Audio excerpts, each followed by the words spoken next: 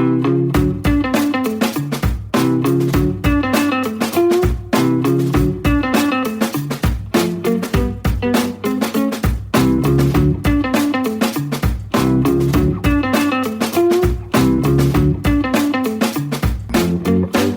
are listening to Ideas on Trapped with Tobi Lawson.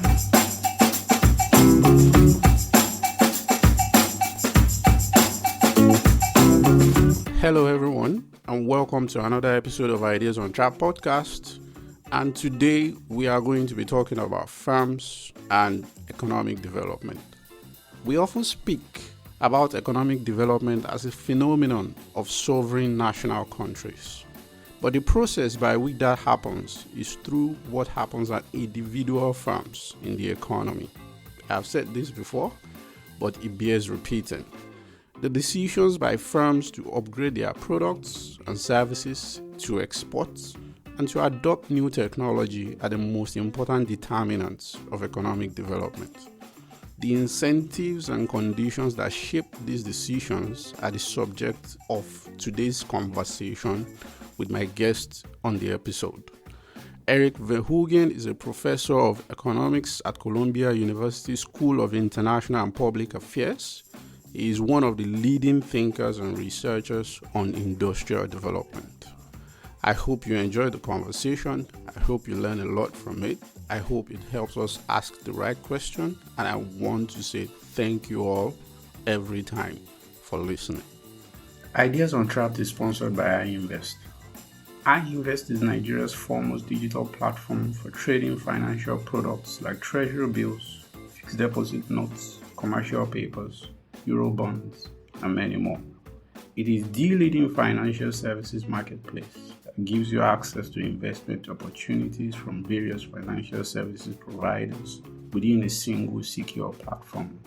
Download the iInvest app on your Google Play Store or iOS App Store today and start investing at your convenience from anywhere in the world.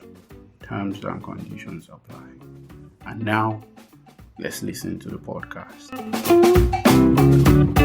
Usually in the development literature, I know things have changed quite a bit in the last few years, but there's a lot of emphasis on cross-country comparisons and looking at aggregate data, and a lot less focus, at least as represented in the popular media, on firms. And we know that really the drivers of growth and employment and sources of prosperity usually are the firms in an economy. The firms are the one creating jobs. They are the one investing in technology and doing innovation. So firms are really important.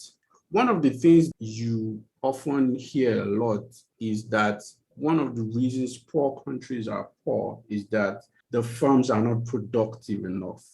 So that's sort of my first question to you, that how exactly do we define and also measure firm productivity, for us to be able to distinguish why firms in the developed countries are more productive than the lower income countries? Yeah, this is a big, important question. So I agree in principle that firm productivity is very key. So countries that are going to be doing well are countries that are populated by firms that are being very innovative and their productivity is rising. They're learning how to do new stuff. They're producing new products, etc. And so there's a reason why people are very focused on this conversation about firm productivity. The sort of I could say a dirty secret of economics is that it's very hard to measure productivity well. Right. And so the productivity measures we have, I think, are very noisy and most likely fairly biased. Basically, the way you estimate productivity is you run a regression of like sales on inputs. Okay, so on how much you're spending on labor, how much you're spending on materials. And then the part that's left over, we call that productivity. So it's like unexplained sales. It's sales that can't be explained by the fact that you're just purchasing inputs and purchasing workers. But that is actually a very noisy measure of productivity. And so anyway, I've been working on a review paper and a separate research paper kind of pointing out some of the issues with productivity estimation. So in principle, it's exactly what we want to know. In practice, it's very hard to measure. So one argument I was making in that paper is we should go to things that we can actually directly observe. Okay, so sometimes like technology adoption, we can often directly observe that, whether a firm has adopted this, particular new technology, or if they're producing new products, we can directly observe that. Sometimes we can observe the quality of products, right? That can be measured. Now, the standard data sets that we have typically don't have those things. It is possible now in many countries to follow manufacturing firms or even other sorts of firms, follow them over time, which is great, right, at a micro level. But those have technology, they don't have quality. They do now increasingly have like what products they're producing. So often they don't have what products people are producing. And so it's harder. You have to go out and you have to talk to people. You have to access new sorts of data. There's a lot more work, a lot more shoe leather, we'd say. So you wear out your shoes going to talk to people, trying to get access to other data sets in order to have these measures that you can observe directly. But I think there's a big advantage to that, just in terms of measurement. Like, can we measure these things directly, the technology quality and product innovation together? I'm not sure that's answering your question. I totally agree that like what firms are doing, that's crucial, right? So the big macro question is like, why are some countries rich and some countries poor, and how can we make poor ones richer? That's the big question. I think that's kind of too big to be able to say much about. Much more concrete thing, which we need to be focusing on, is how can you make firms in countries more innovative and productive? That's absolutely the right question, but that's just hard. There's challenges in research about, how do you actually analyze that? And it has to do with these issues of measurement. I understand the measurement problem, and of course, TFP, the residual, and so many other things like that. But practically, I want to ask you, what can you say, maybe if you have a handy checklist or something, what distinguishes firms in rich countries versus firms in poorer nations? Yeah. So let me say what I don't think first, okay, and then I'll say what I think. So it's become increasingly common to say that firms in poor countries are just poorly managed. Firms in rich countries have better management, firms in poor countries have poor management, right? So, and partly that's coming from this influential paper by Nick Bloom and others, and David McKenzie and John Roberts. They had consultants go to some factories in India. Some they camped out for 4 months, some they were there for only 1 month, and the ones where they camped out for 4 months ended up doing better, right? And they say that that's because these consultants improve the management of the firms, and management matters. And I do agree that sometimes these management practices matter, but I don't think sort of one kind of implication of that line of work is somehow like the firms in the developing country are just making mistakes. They haven't gone to business school in the United States, and so therefore they don't know what they're doing. And I think that's incorrect, actually. I think that's incorrect. I think the problem is firms in developing countries face many, many constraints that firms in rich countries don't face, right? So often, for instance, gaining access to high quality inputs can be very difficult, right? That you just don't have the supply chains domestically producing high quality inputs. Often skilled workers are very expensive relative to unskilled workers, and even relative to the price that you might pay in rich countries. Having skilled workers, including skilled managers, is very expensive. In addition, you have all these frictions on trying to get your goods to market, or trying to access export markets. Often there are costs involved in that. In addition, being productive requires know-how, and often firms lack that know-how, right? And so the question is, how can you get that know-how? The distinction I'm trying to make is, it's not that they're making mistakes. It's just that they're doing the best they can, given the know-how they have and given the constraints that they face. And so in that sense, I would sort of point to those constraints, right? Those constraints, both in know-how and both in the input and output markets, rather than just failure of management. So now, one of the constraints, I should say, actually, is often, legal and regulatory institutions are much weaker in many countries. It's true in Nigeria, it's true in many places, right? And so then that does create a complicating factor also. When you're trying to do business with somebody, but you don't have legal recourse of going to courts to enforce whatever contract you write down. And so that creates friction. So then you have to do things differently, in part because of that. And so you're likely to be much more based on like networks of various types. It might be ethnic networks, it might be people that and you have to have long-term relationships. But then that means you can't necessarily just find the best supplier of something. You actually have to find someone that you trust, and that can complicate your life, basically, if you're trying to do business and develop. So one thing I want us to discuss is the issue of firm upgrading. I mean, one of the things that has helped me in reading your work and taking this firm level view of development is that, okay, on the one hand, if you look at a country like Korea, we can say the average income, the income per capita of Korea 40 years ago versus now, and compare with, say, Nigeria. But also we can look at Korean firms 40 years ago versus where they are today. Today we have Korea global firms who are the very frontier of technology. Companies like Samsung, who are innovating and making chips and making electronics and making smartphones. And you compare with firms in Nigeria who have not been able to upgrade their products over that same period.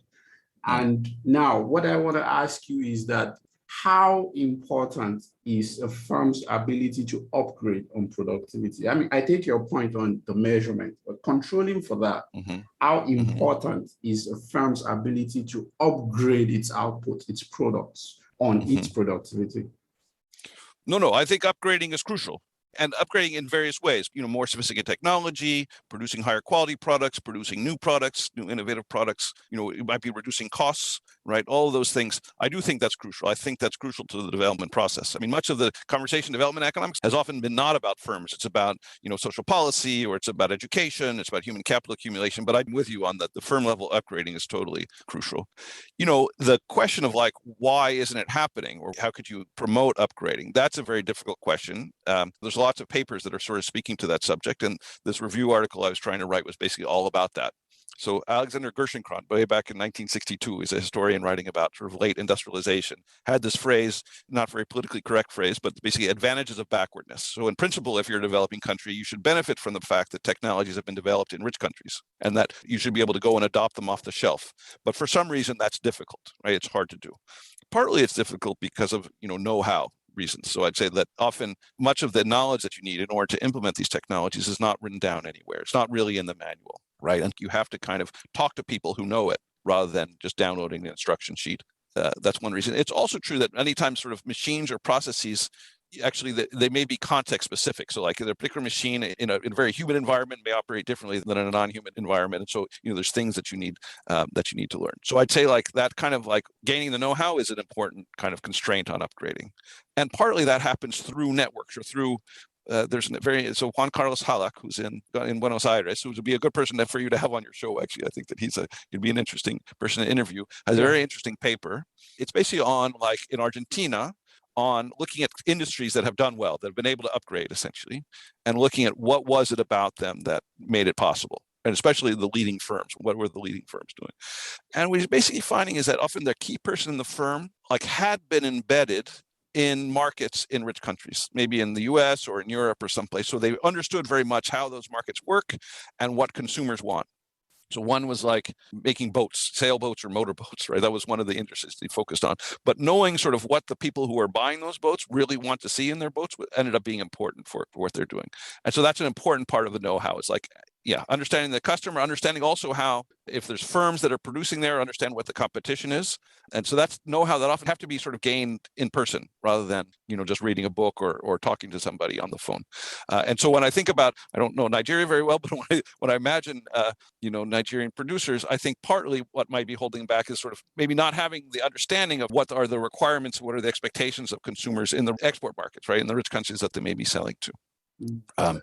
They talk about a barrier, you're going to talk about a driver of upgrading. So then gaining know-how would be a driver. So that's one. I think, and this is a lot of my work has been about quality upgrading, producing higher quality. And I think that's in part driven by who you're selling to, right? So Mexican firms, if they're selling to Mexican consumers, they produce different products than if they're selling to US consumers, which is their main export market, right? And so and if you're selling to Mexican consumers, have a certain willingness to pay for quality, we would say, right? They have a certain level of, demand for certain characteristics. Then maybe the optimal thing to do is keep producing that kind of lower quality stuff, right? Rather than producing the higher quality. So I had this famous example of there was a big Volkswagen factory in Puebla, Mexico, which for a long time, it stopped in 2003, but for a long time it was producing the old Beetle that had first been produced in 1940 or certainly 1950s. But for a long time, the Mexican market, that was the main car that people were buying, and they were happy with that because it was cheaper. It was it was very reliable, but that same factory started producing the new Beetle basically for the US market, right? Or for a US and European market, which is much more sophisticated, but also much more expensive. So it depends a little bit on which market you're selling into, whether you're going to upgrade or not. And so accessing export market can in some sense pull the upgrading process. The access export market, they'll start producing this higher quality stuff for these consumers. And that I think actually generate some learning. And that I can talk about one paper that shows that, but it seems to be that gaining access to market, producing high quality stuff, then firms learn how to do stuff better. And so that can be an important like driver of upgrading. And conversely, like not having access to export markets or having a hard time breaking into export can be a reason why firms fail to upgrade. Let me tell you about one paper that, demand effects can drive learning. Yeah, go ahead. Okay. It's a paper by David Atkin, Amit Khandewal, and Adam Osman. It's in Egypt. Okay, it's an RCT, an experiment, randomized control trial, and it's among rug producers producing rugs. What they did is they randomly allocated initial export contacts, right? So they worked with an intermediary, like a buyer of rugs, among several hundred rug producers. They say, okay, some guys are going to get an initial contract and some guys not. And so that was this is a way of investigating basically what's the effect of exporting on the decisions, and in a very clean way. And they found a couple of things. So one is those guys who had the export contracts started producing higher quality stuff. So that's sort of consistent with my Volkswagen story too, right? So when you're producing for the export market, you produce higher quality. And they did lots of measures of, how thickly packed the rugs were and how straight the edges were, and the various dimensions of quality of rugs. That was one thing. And then the other thing that they found, what I thought was very interesting, is that, these weavers of rugs got to be better at producing rugs, basically. So then when they took them into a laboratory and they said, okay, produce this identical rug to a whole bunch of producers, both in their treatment group and in their control group, produce this identical rug. And they found that the guys who had gotten the export contracts were better at producing that rug. They produced sort of higher quality rugs than the other guys, which suggests that the demand can drive upgrading, right? In the sense that it induces firms to produce higher quality, but there's also learning involved in that process. These Egyptian rug producers became more productive as a result of having access to these export contracts. Yeah. I mean, listening to you, I can think of a few things that clicks in place. When I look at, say, a country like Nigeria, I think about the way the central bank has been running the exchange rate policy, which is messing seriously with the way firms actually source inputs. Some firms actually don't have access to the foreign exchange quota to actually source quality inputs. I mean, from manufacturing firms to agribusinesses who want to buy high quality seeds overseas, I see how that can be a constraint. But two things I want to get at. Also, if you look at Nigeria, whose industrial policy is really about domestic self-sufficiency, you could see that there isn't really incentive for upgrading. And therein lies my question. If we talk about upgrading and how important it is, even though it's not really discussed as it should, what role do you think industrial or state-directed policies can play in this? Why? Because industrial policy is back in fashion. It's been discussed everywhere, but usually, at least in my experience and in my opinion, what most scholars and advocates are focused on are state investments.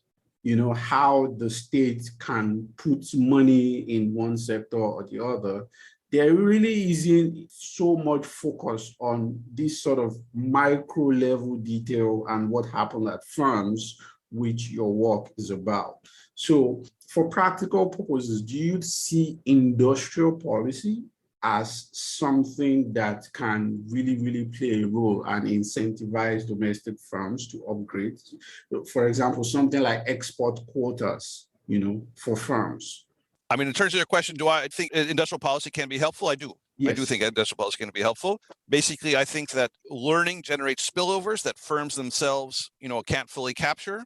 Right. And so I think there is a role for government to promote learning, basically, in a way, to subsidize learning such that what we'd say the socially optimal or the best sort of amount of investment in learning for the society is more than individual firms would do on their own. And so there's a role for industrial policy. But I agree that it's got to be smart industrial policy. It's not just any old industrial policy, right? And so many countries have this idea, it's a little bit of a nostalgia for import substituting industrialization, or it's very much like inwardly focused industrial policy. We're going to try and, guarantee a domestic market for our producers, something like that, right? I'm not a fan of import substituting industrialization or these very inward focused strategies, because then you get to the point where there's just not a lot of pressure on domestic firms to be more productive. Right? They become kind of in a comfortable situation where they have kind of protected markets, not very competitive. They have a lot of market power in that market, and so that is a recipe for sort of a stagnation over the long term. So I think the crucial thing is that the targets for industrial policy be export oriented, outwardly oriented. You want your firms to be successful on world markets, right? I think that should be the key, rather than like domestic self-sufficiency, or rather than just the government investing in, okay, so I don't have a problem with the government investing in infrastructure, investing in things, as long as like the aim is always what's going to facilitate our firms being successful in world markets, right? I think that's a good target, because those world markets are competitive. For firms to be able to be successful there, they're going to have to up their game and be more productive and be more innovative, subject to the measurement concerns we talked about, right? And to upgrade. And so I think that the smart industrial policy are going to be things that sort of push firms to learn and to be more innovative and to be successful as exporters.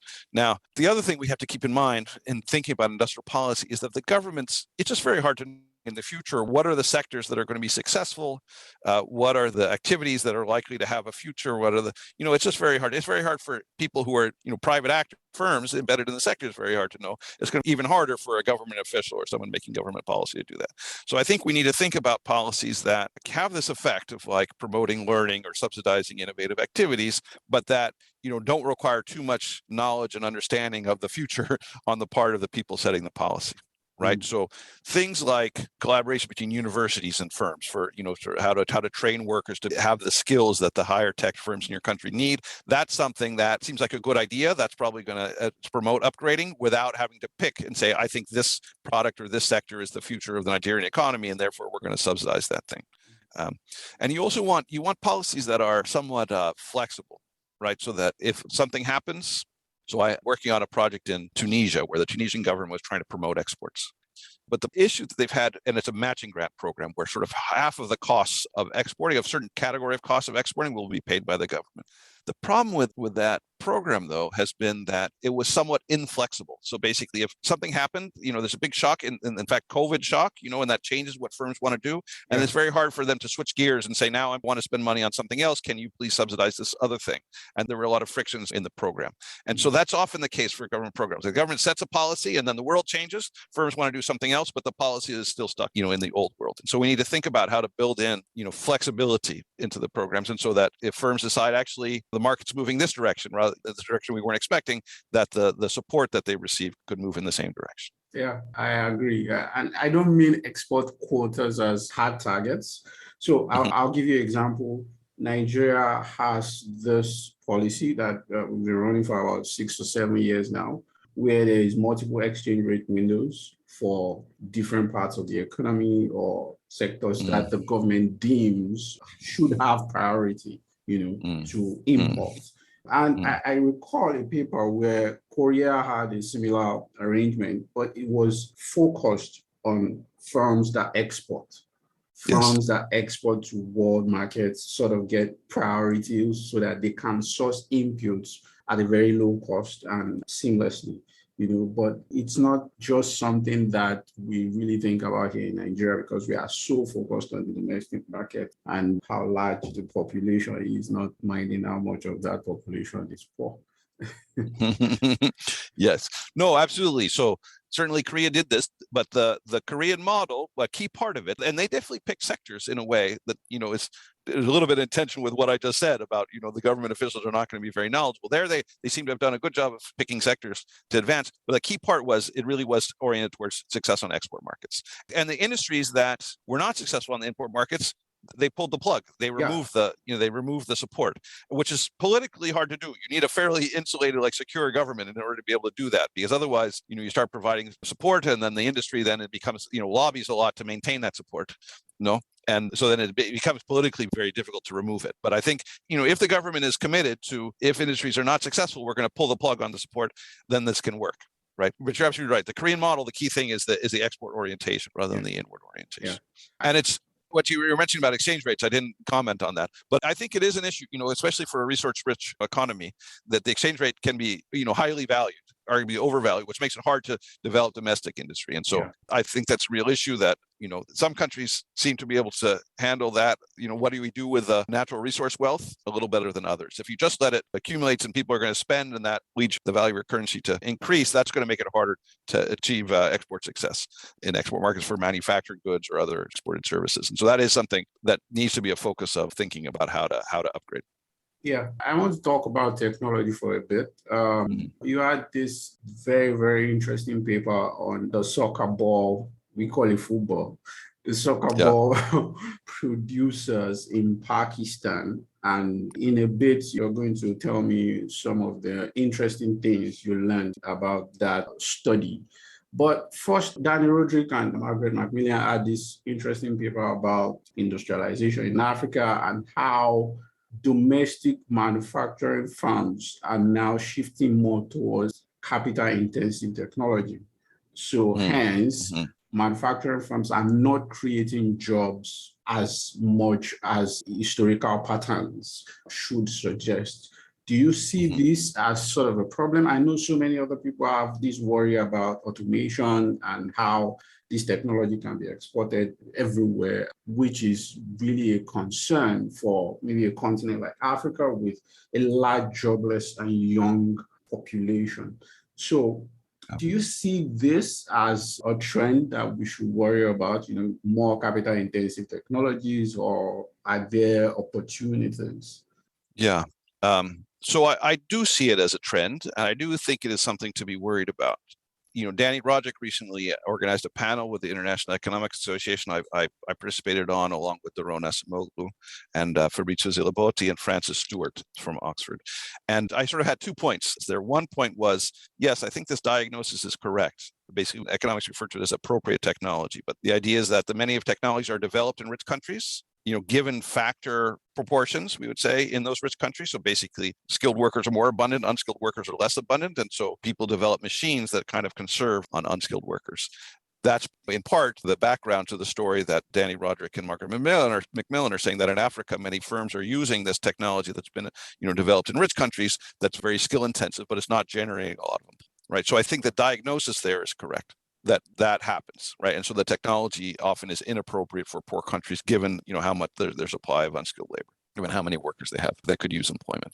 On the other hand, the other question though was, what do you do about it? And so I was less convinced. So my worry about that, there were 2 versions of that concern about what do you do about it. One is, given the set of existing technologies, you could try to encourage firms to use more labor-intensive technologies. Okay, but the problem with that is you may be like encouraging them to be less productive. Maybe they might generate more employment, but they'll be less productive, right? There was an interesting paper that I cited in Brazil by Gustavo de Souza, which was sort of saying the Brazilian government basically put a tax on international technology licensing. And he shows that, sure enough, firms, were less likely to use international technology. They were more likely to use domestic technology. They actually generated employment, but they were less productive, right? And they overall did worse. So there's a worry that you're going to, make firms less productive in an immediate sense. The other worry is that, like, if the Nigerian government starts encouraging Nigerian firms to develop new technologies, which are, more labor intensive, or generate more employment. The worry is that you're going to get sort of fall behind the world technology trajectory, I would call it about. Like, you can think about the world frontiers moving in whatever, pick an industry, and the world frontier is moving at a particular place, and then, firms are competing with each other, and someone gets a patent, someone comes up with a new idea, and sort of the technology moves in a certain direction. And then Nigeria says, no, we want to be on a different trajectory that generates more employment. Right. The problem is you're going to be permanently behind where the technology curve is, right, where the world frontier is. And I feel like that's worrisome, right? You're likely to have less learning, right? There's going to be a gap between where the Nigerian firms are and where, the world frontier is, that it's going to be hard for them to catch up afterwards. So in the short term, you might generate more employment, but you're going to have less dynamic industry as a result. And so I think my own view, and it's sort of a feeling rather than something that's very research-based at this point. But my own view is, even though it means that firms are not going to generate that much employment, they have to try and stick as close to the technology frontier as possible, or, catch up as quickly as possible to where the world technology frontier is. And so talk to me a bit about the lessons from your work with the Pakistani soccer ball manufacturers. What did you learn from that particular experiment, especially on the role of appropriate technology and technology use and the incentives that surrounds it for firms and investors? Yeah. So it was a study of technology adoption. What are the factors that encourage technology adoption? And what made it possible was that the football producers, I'll use the word football instead of soccer ball, these football producers, there are a lot of producers using the same simple technology, right? And this football design is, 85 or 90% are just these hexagons and pentagons. If you can imagine a football, it's got hexagons and pentagons. And so the simple technology involves cutting out hexagons and pentagons and then stitching them together. And there were a lot of those. And what made the project possible is we came up with a new improved technology, which is basically a way of cutting pentagons from these sheets. The main costs, like 50% of the cost are these sheets. They call it Rexin. It's like an artificial leather. That's the exterior of the ball. But they were cutting pentagons in a way that was wasting some material, wasting more than they need to. And so the new technology was a way of cutting these pentagons so that you can fit more into a given sheet, so that you can get basically 8% more pentagons. That ended up being about a 1% reduction in total costs, which wasn't enormous, but on the other hand, it's a pretty competitive industry. Profit margins were about 8%. So we felt like they should have been paying the 1%. And actually, when we started out, we thought we were going to be studying technology diffusion, right? Which is, one person adopts, then is it their neighbors who adopt, or is it their cousins, or is it their, people who share suppliers, or what are the channels of diffusion, right? And we're trying to keep everything secret. And we thought, okay, once we let it out, it's obviously the people we give it to are going to adopt right away, and then it's going to spread. And so then we gave out this technology for free. We gave it to 135 firms. And then, we had a few firms adopt. They started using it, and including one big firm that was producing, I can tell you the name later, but basically had like 2,000 employees and is producing for Nike and is a big producer, adopted this technology and is basically cutting all of its pentagons using our design and our die for cutting rather than the old one. So after 15 months, there were 6 total firms that had adopted, and that was puzzling. We thought, why is that? So then we started asking firms, we started talking to people, and basically it was revealed that the reason was that the guys doing the cutting, so the cutters, are basically paid piece rates. They're paid per pentagon or per hexagon, or essentially per ball, which is 20 hexagons and 12 pentagons. They're paid. That was what their salaries were based on. And they didn't have an incentive to reduce waste. They weren't penalized if they wasted the material, right? And so they just wanted to go fast. And our die was slowing them down, right? Made them go more slowly because they had to be more careful how they placed it, and also it was a different design. It wasn't the design that they were used to. Now, it turns out that within about a month, they could get back up to the speed they were at before, but they didn't know that. And in any case, for that month, their salaries would be way down. They'd just be slower. And when the firm didn't change the contracts, their salaries would be lower. And the workers were figuring this out. The cutters were figuring this out. They said, this is not good for me, right? That my salary is going to go down if I use this thing. I have no incentive to use this new technology. And so then they started telling their firms, this is bad technology. It doesn't work. It's dangerous. It has all these issues. Okay, so then we realized that this was happening, and we said, now we're going to do a second experiment. So, half of the people we originally gave the technology to who hadn't yet adopted, we did a second experiment where we said to workers, we're going to give you a month's bonus, which is not very much. It was about $150 US dollars. So these guys are not paid very much. We said, month's bonus if you can demonstrate to us and the owner of the factory that the technology works. And actually, that was enough. The workers were excited about that. They got additional month's pay for doing this. Everybody who did it then subsequently passed the tests, right? So they demonstrated that the technology is working. And then a statistically significant share of the firms that they worked at ended up adopting the technology as a result, right? So those are our 2 experiments. Those are the facts. What are we learning from that? I think we're learning that basically the lack of information flow from workers to their owners, to the managers, was what was getting in the way of technology adoption in this case. The workers knew that the technology was working.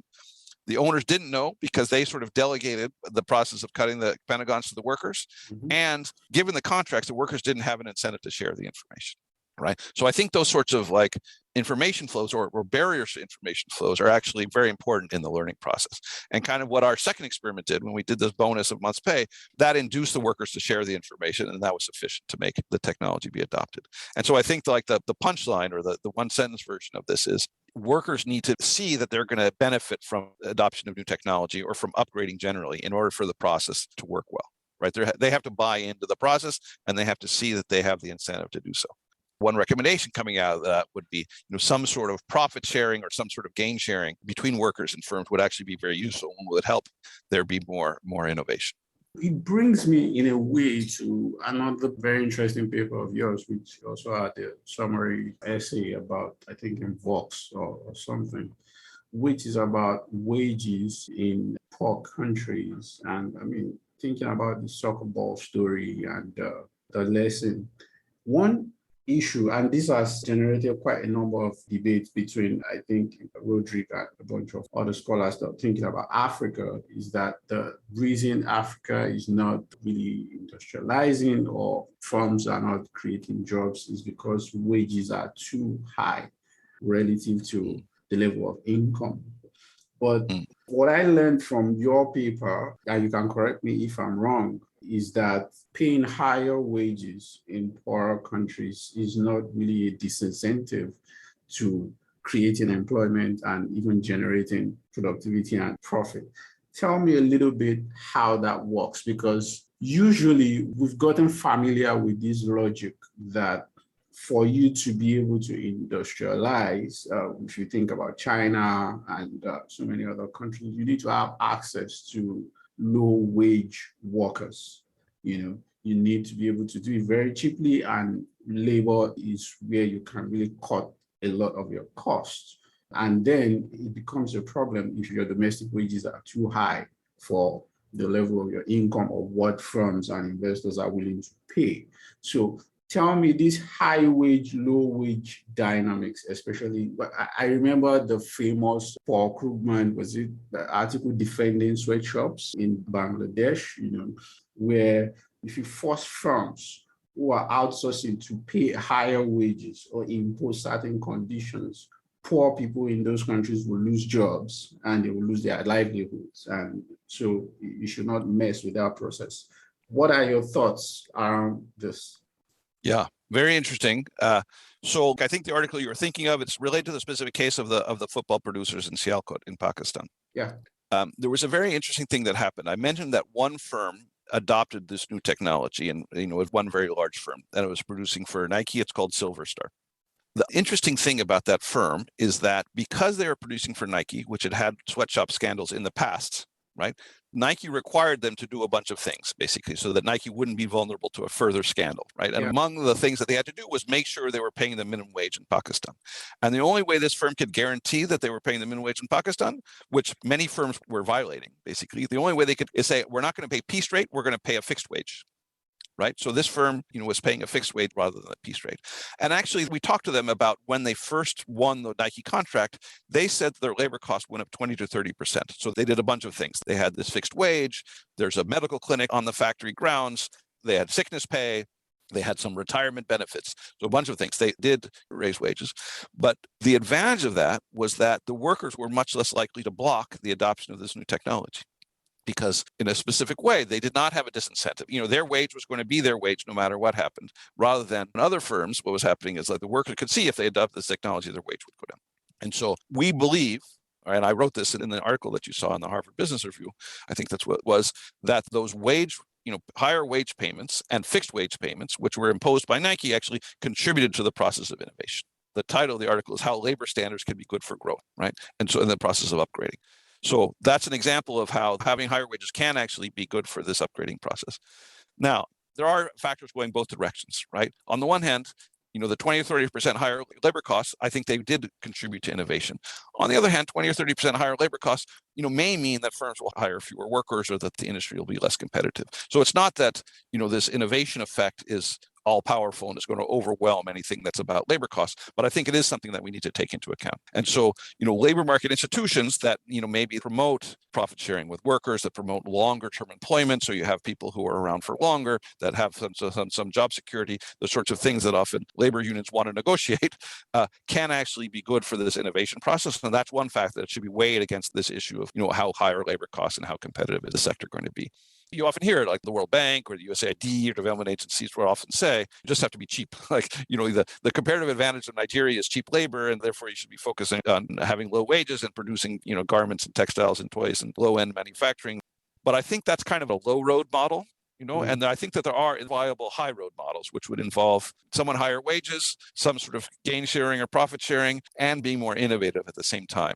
I can't tell you I have it all worked out exactly what that model would look like. I think it's going to vary by country, but I think we need to try to think about and push in that direction of, where you can have, it may not be high wage, but it's going to be higher wage than the market by itself maybe would bring about. So I am optimistic that can happen. But again, the devil's in the details. So Nigeria needs to think about what are we relatively good at doing right now, and let's think about how can we be more innovative and move up the quality ladder or the technology ladder in those industries, and then how can we get our workers on board to the process of moving up that ladder, and that will probably involve paying those workers more rather than just trying to cut wages to the extent possible. Before I let you go, let me, I know you're a relatively quiet person, so let me draw you into a little bit. Yeah, I know you're not active on Twitter or anything like that. So let me draw you into a little bit of professional controversy. One of the things that I admire most about your work, I should confess, is that it's methodologically diverse. You do structural econometrics, you do RCT, you do regular modeling, and so many. So there's this huge debate currently that I think a lot of my colleagues may not think so, but I think has important consequences for policy-making process on development, which is that is development research right now focused on the right things. RCTs are like the standard tool for investigation of development questions. Empirics are sort of taking over the field. But on the other hand, you have folks like Lance Pritchett who are constantly pushing back that this is encouraging researchers to think too small. They are researching cash transfers and so many other kinky interventions, whereas we really should be focused on the big questions. And in my experience, these have real life implications, especially in poor countries where they have budgetary constraints. We might say this is due to corruption, and that would be true, but sometimes they have real balance of payment crisis because a lot of these countries are resource dependent and it's often cyclical. So a policymaker may really want to know where to spend the most resources to have the maximum benefit for the citizen. So I find these questions very important. How do you think about this debate? As someone who transverses the field very often in your work, how have you been able to navigate this debate? And what do you think is maybe right is not the right word here. What do you think is the useful approach, going forward? Yeah, good question. In my own work, I've been very question-driven rather than methods-driven, right? So I've always thought, I'm interested in this question of firm upgrading. What are the barriers to upgrading? What drives upgrading? How can we, learn about that? And if we can learn about that using an experiment, that's great. If we learn about that using other methods, that's great too. So I sort of don't have a dog in the hunt, as Bill Clinton would say about, the methodology. And I kind of in the middle of the road, I think, in terms of this debate between, Jay Powell and Esther Duflo and Abhijit Banerjee and Lance Pritchett or others on the other side. I think, in situations where you can run an experiment, I think that is the most credible source of information. Okay, so I'd rather have a randomized experiment than do a correlation and put some causal interpretation on a correlation. At the same time, I do think that there's many questions either that can't be answered with an experiment or that are just very, very costly to answer with an experiment, right? And so it's very hard to run, it's running experiments on firms. I'm trying to do it, but it takes a long time. It can be very costly. You have to give much bigger shocks to firms to get them to react, et cetera. And so I've heard Abhijit Banerjee, articulate that we should never do a policy that hasn't first been evaluated by a randomized experiment. I think that's too strong. No, because we're going to be waiting years and years and years to get the experiments, and with a huge investment of resources in order to get the experiments that would then, inform the policy. So we're going to have to make policy and, make decisions based on other sorts of information. And so there, I do think we need to be small C Catholic, allow for lots of different types of methods, quasi-experimental methods, even structural methods, and then also experiments. There's this famous joke about the drunk guy with the street light. He's looking for his keys and he's looking under the street light because that's where the light is, maybe not where the keys have been lost. And so I take that point, maybe we really care about these big questions about, what's going to drive growth. Then in that sense, I'm sympathetic to the sort of the Lance Pritchett view. On the other hand, under the light post, we actually are learning stuff, right? I feel like I'm more confident that we're making progress by looking under the light post. And so I think the the trick, the art here is to sort of stay, near where the edge of the light. So we're getting closer to the big questions, but in a way that's still credible and that we're still, we can believe the answers that we're actually giving. Because I don't think, sort of counter to the Lant-Pritchard view, you can pose these big questions and you can, think big thoughts. But at the end of the day, you have to be able to convince, you have to show us the data, right? You have to show that this is really correct. And that's just very hard to do for many of these big questions. So we need to incrementally build up based on this work. That's why I kind of like this work on firms. We're getting towards these big questions about growth, but in a way that you can actually have some confidence that you understand what's going on. In your experience doing this work, what are misconceptions that you have encountered in the field that either the professional development industry, so I'm talking about AID and the think tank and all the other folks, or it might even be your academic colleagues, what are the common misconceptions that you have encountered? Yeah, so one big thought, I think that the field of development agencies, right? It's like, how are we going to spend $8 in a way that's going to have a positive path? And I think there's value to that. All right. I'm all in favor of spending, $8 in the most effective way. But I think that, set of questions does limit to some extent the impact of the field of development on the development process. So I actually think, we could spend every $8 in the optimal way. And would it have a meaningful effect in the material standard of living of people in poor countries? I'm not sure. Maybe a little bit, maybe marginal, right? I think what's really going to matter is, do these countries start getting industrialization happening? Are they getting upgrading? Are they growing? And so in that sense, I sometimes get a little bit frustrated with the development discussions. It's all about this, how do we spend $8? And, let's do RCTs to figure out how to spend the $8 rather than these bigger questions, which are going to have a longer term effect on people's living standards. That's changing a little bit. I'm encouraged. There's more and more people talking about firms. There's more and more people taking in sort of industrial policy ideas seriously. They're talking about sort of bigger picture questions in a kind of a micro-founded way. So there are some encouraging signs. But I think a lot of development is still about that issue of like, what's the right way to do social policy? What's the right way to do, aid spending, rather than trying to understand deeply why is it that Korea was able to make this transition from poor country to rich country essentially in a generation. And why is it that many countries in Africa are not, right? What is it actually getting in the way? And for that, that's not really like how to spend $8 question. That's more about how do firms behave? What are the factors that constrain them? And those sorts of things. This is a show about ideas. So I want to ask you, what's the one idea, just one idea that you think everybody should think about and adopt, that you would like to see spread everywhere? What's that idea? It may be from your work, it may be from other things that inspires you. What's that one idea? I think the one idea I would choose is workers have a brain. This goes back to the soccer ball study, but that there's knowledge and information that like shop floor workers have, or people who are lower down in the hierarchy have, which is not being taken advantage of. Right? The soccer ball thing was an example. The workers were understanding the technology, but because of the way they were paid and because of the institutional arrangements, they didn't have an incentive to share that. And I think the world, including the economics profession, tends to undervalue the intelligence that people have, even the people who are actually on the front lines doing the work. And if we could figure out ways to harness that knowledge, give people incentives to share it, and give people incentives to develop their own intellectual thinking about whatever it is they're doing, I think that would have a big payoff. And so I'm interested in sort of investigating what are the sorts of arrangements, what are the sorts of policies that can lead that to happen more. Yeah, thank you so much, Eric. Tell me a little bit about what you're working on right now. What am I working on right now? So one thing related to what we've been talking about that I'm excited about is, again, a paper on technology adoption. This is in Bangladesh with an energy efficient motor, like sewing machines. There are different sorts of motors. The traditional ones, they're kind of spinning all the time. And then people have the foot pedal, they like press the foot pedal and then the needle comes down and stitches, right? But they actually waste a lot of energy because these motors are spinning all the time. And so there's a new type of motor called a servo motor, which spins only when the needle is moving, right? So it's energy efficient motor, but it can just replace the old motor. You don't have to change anything else about the machine. You just put this new servo motor to replace the old clutch motor. And we're studying when do managers or when do owners, when do they make those decisions? And so we're trying to track.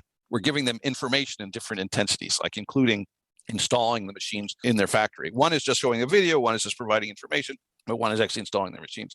And we're seeing how they react to that information. So I think that's a big topic. It's like, what's getting in the way of the adoption of energy efficient technology?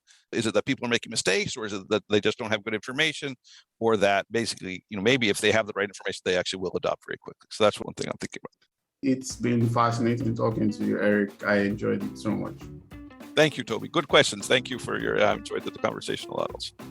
If you haven't done so already, you can subscribe to the show on any of your favorite podcast vendors. That may be Apple Podcast, Google Podcast, Stitcher, Spotify, or any of the rest. Don't forget to rate us on your platform. It helps others find the show. Or you can just listen or download on our website, www.ideasontrap.com.